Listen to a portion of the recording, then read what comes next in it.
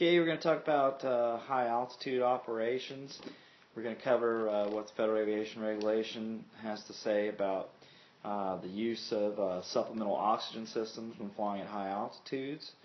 We're going to talk about some of the aeromedical factors. We've already discussed those in detail in some of the other videos that we've done, but we'll kind of do a brief review of those. We're going to talk about pressurized aircraft. When we have a pressurized cabin in an aircraft, what are some of the rules regarding that? How does it work? We're going to talk about the different types of oxygen that are available to pilots. We're going to find out, can we just use the same kind of medical oxygen that our grandmother with emphysema uses, or do we have to have a special kind of oxygen? We're going to talk about what we would do in the event of a rapid decompression. It's very important because that can certainly happen and have disastrous results.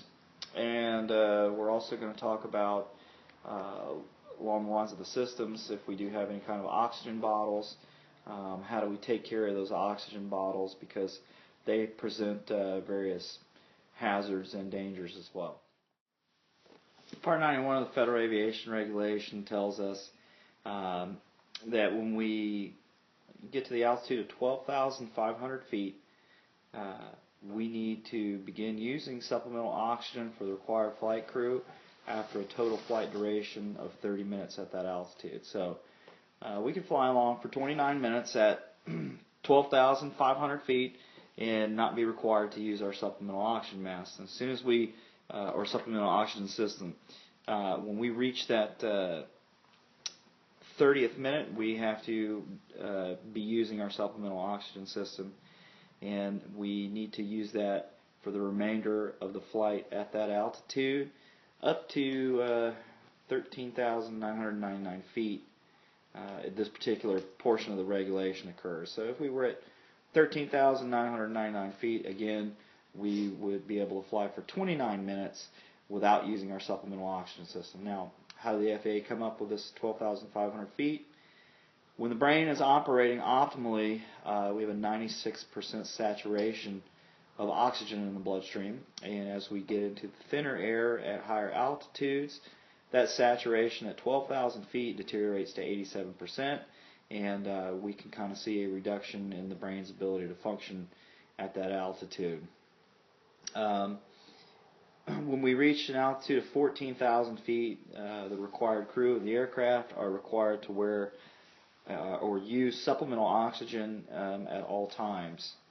And once we reach 15,000 feet, not only are the required crew members to be provided with and use supplemental oxygen, but the passengers also need to be provided with supplemental oxygen.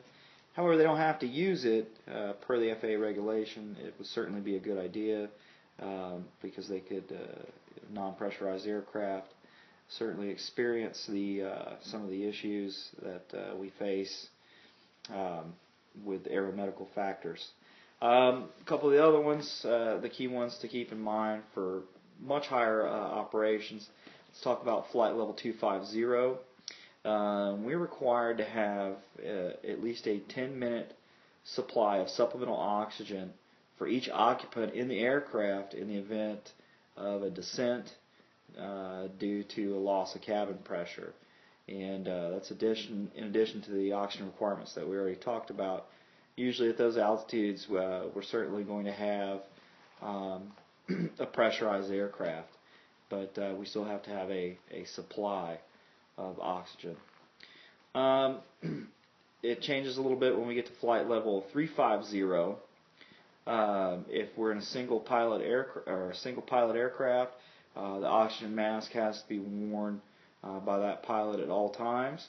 It's got to supply oxygen at all times automatically whenever the cabin pressure of the aircraft exceeds 14,000 feet. So it's going to kick on automatically when the cabin pressure hits that altitude. Now, there's an exception to this rule. Also, if we've got two pilots at the controls with quick donning oxygen masks, and they can be placed on the face with one hand in less than 5 seconds, supplying oxygen, which is sealed, then we're not required to have those on above flight level 350. But if one of the pilots leaves the controls of the aircraft, the remaining pilot has to put his oxygen mask on. So, for example, you got two guys in front of the aircraft. They're flying at 36,000 feet. They're just performing their duties, their instrument scans, whatever, flying along, and one of them has to get up and go use the bathroom in the airplane. Well, the pilot still at the controls has to put on his oxygen mask. And this rule applies up to flight level 410, and anything at or above flight level 410, oxygen mask is required to be on at least one of the pilots at all times. Okay, now we're going to talk about some of the physiological hazards associated with high altitude flight. And probably the first one that we need to consider would be hypoxia. We've covered that in great detail earlier when we talked about aeromedical factors. Main thing with hypoxia is it means a lack of oxygen or reduced oxygen. And obviously at the higher altitudes we have thinner air. There's still the same 21% oxygen composition of the atmosphere. However, those molecules are spread further apart. So every breath that we take in, we're essentially breathing less oxygen. And as we discussed earlier, the optimal performance of the brain is at a 96% saturation. As we get higher, that percentage of saturation decreases, thus bringing on hypoxia. And the symptoms are anywhere from euphoric to dizzy to any kind of numbness, tingling, shortness of breath, lightheadedness, and the eventual result is a loss of consciousness. And that brings up the topic of what's called useful consciousness. And a useful consciousness just means how long do we have to make decisions which could save our life in the event of hypoxia. Because we're not just going to proceed from being able to fly the aircraft to the next minute being passed out in our seat usually. We're going to slowly deteriorate at lower altitudes till we reach a point where we're still awake, we're still able to kind of see out in front of us. However, we can't make the kind of decisions that we need to make. And as we increase in altitude, that useful consciousness deteriorates. So, for example, at 20,000 feet, we would have a useful consciousness of approximately 30 minutes. Conversely, at 35,000 feet, we're going to have a useful consciousness of about 30 to 60 seconds. Well, that's useful consciousness. Now, the treatment for hypoxia is either some type of oxygen replacement or flying at lower altitudes. A couple things to keep in mind about any kind of oxygen that would be used. If we use 100% pure oxygen for a prolonged period of time, it can actually be slightly toxic for us. The body is used to the atmosphere's normal composition, which would include 78% nitrogen, 21% oxygen, and 1% other gases. So 100% pure oxygen for prolonged periods of time can actually have a toxic effect on us. And in the event of, for example, a rapid decompression, if we do have some hypoxia symptoms, 100% oxygen can actually aggravate those symptoms slightly. We wouldn't be still in a hypoxia condition, but we would feel the symptoms, such as the lightheadedness of breathing in that pure oxygen. So oxygen should actually be initially taken in some smaller doses. Okay, the other part of the atmosphere that we need to consider is the nitrogen. Nitrogen is not necessarily harmful to our bodies. We do absorb some into the bloodstream, and most of it we usually exhale with our CO2. One problem that we do have, it's in a liquid state when it's in the body, but if we have an ambient pressure that lowers drastically, it could return to a gas state and form bubbles. that has a lot to do with the decompression sickness that we've talked about, and some of the particulars pertaining to scuba diving, and any kind of evolving or expanding gases in the body. That's known as a decompression sickness. So as we do fly higher, our vision tends to deteriorate because the eyes require oxygen to function, and any glare or deteriorated vision, they're going to be enhanced at night. The body obviously more susceptible to hypoxia, and for example, also the empty visual field myopia, which cloudless, clear skies, that also is a visual issue that we face at high altitudes without much visual reference outside. Okay, we're going to talk about a pressurized aircraft system. What a pressurized aircraft system is usually the cabin, the baggage areas, and whatnot are part of a sealed system that is able to maintain a specific pressure. And as we go higher, that pressure can be maintained inside the aircraft, and the pressure outside the aircraft obviously decreases as we go higher. And that's called a pressure differential. And specific aircraft have a different max pressure differential, so that difference in pressure between the inside of the aircraft and the outside of the aircraft. And that maximum pressure differential pretty much dictates how high we can go under that specific system. Typically, we set that pressure inside the cabin to about 8,000 feet. The reason that it's about 8,000 feet is in the event of a rapid decompression, the effects would be slightly lessened than if we had set the inside of the aircraft to a sea level pressure and whatnot. That also kind of explains sometimes why people are tired after they fly. They are at the equivalent of 8,000 feet with lower oxygen than they're typically used to, and when they get off the airplane after not being used to that 8,000 foot pressure and having less oxygen enter their body, they tend to feel a little bit tired.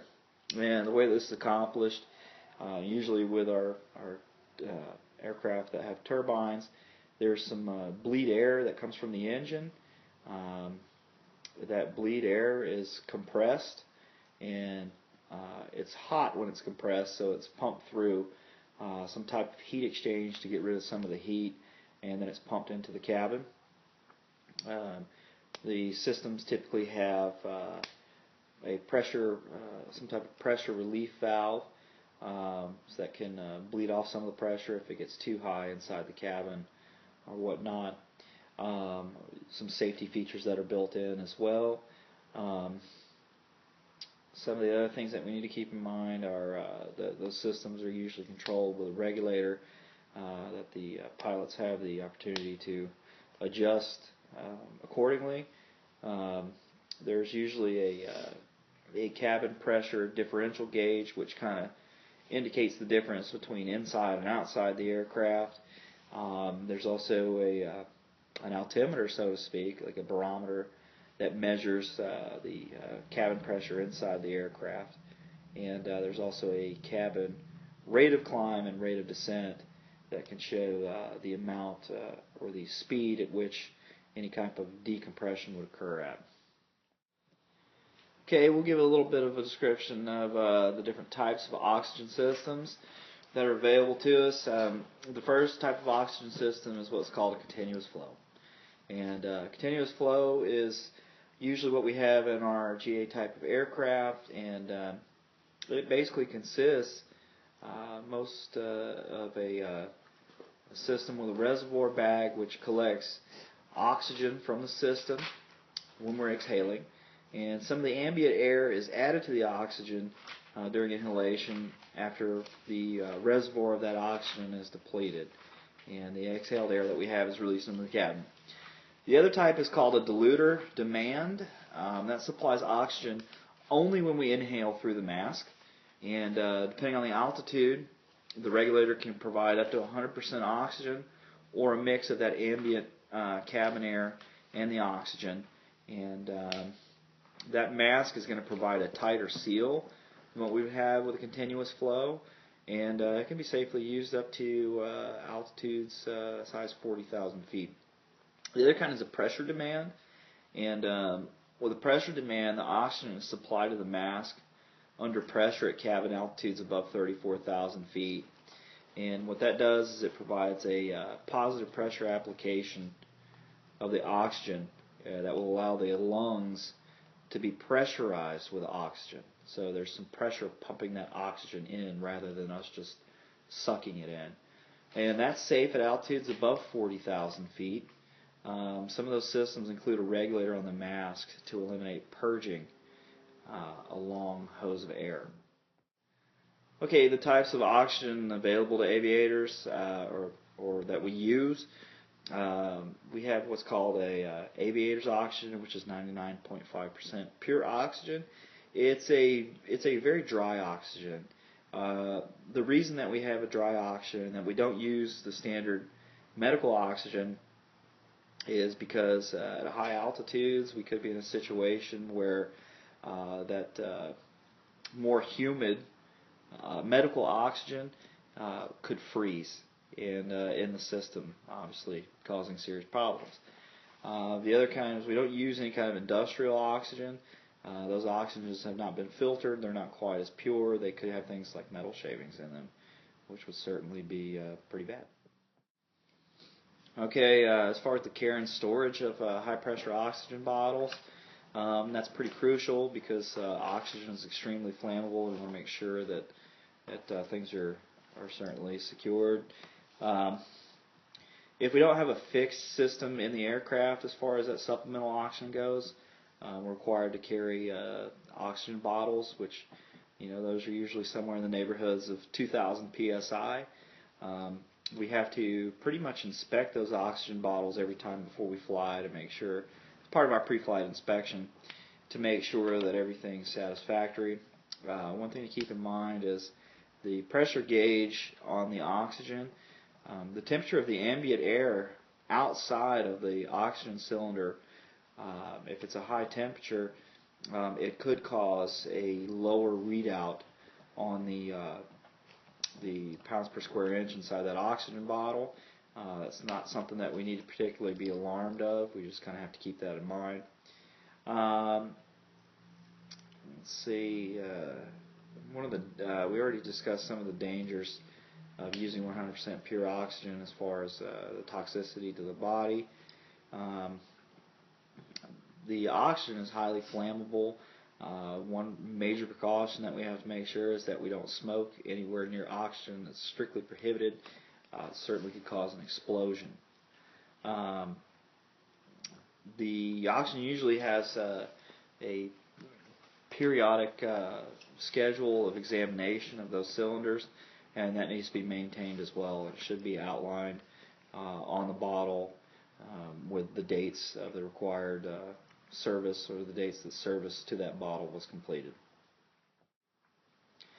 Okay, the last thing we're going to talk about is any kind of rapid decompression problems and their solution.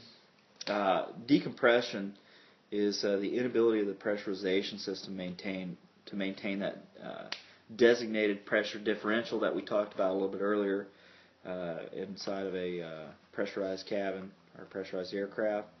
It can be caused by malfunction in the pressurization system or structural damage to the airplane. For example, if a window blew out, there would be a rapid decompression as the pressures inside the aircraft, pressure outside of the aircraft manage to equalize.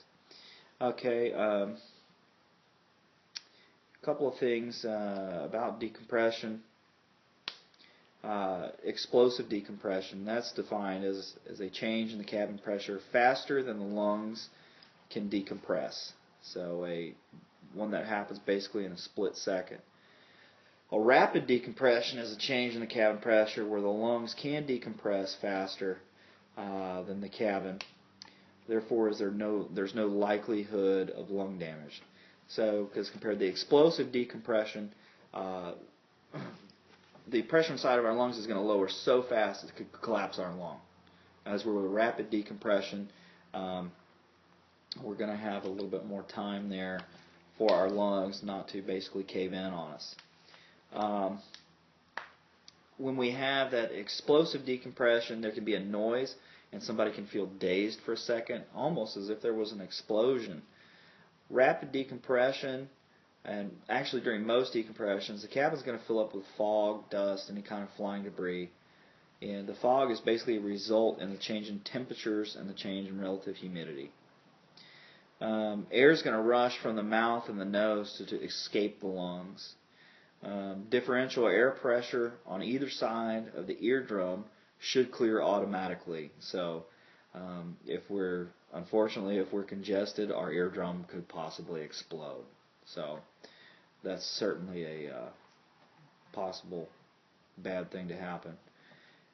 Exposure to wind blast and extremely cold temperatures may occur. So if a window busts open, we're going to get hit with massive wind. And at those high altitudes, obviously we have very low temperatures. That's going to occur as well. The primary danger of decompression is hypoxia, especially if it's over a period of time and we don't notice it. We might have some problems finding out if we have hypoxia or not be able to take the proper precautions. Proper use of oxygen equipment is accomplished.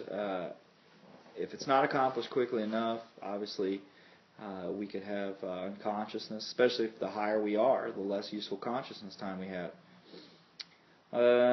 Performance time is actually going to be reduced by 1/3 to 1/4 in normal time. And then recovery from any kind of rapid decompression involves donning our oxygen mask and an emergency descent. And the top priority is going to be reaching a safe altitude. One other thing that we have to be aware of is any kind of cold shock to piston engines can result from a rapid high altitude descent with cracking cylinders. So that's one thing that we have to be certainly aware of. If we get in that rapid descent, that cold air hitting those cylinders, they can crack. We also want to keep in mind that we got to make that recovery before we have that time of useful consciousness, or lose that useful consciousness.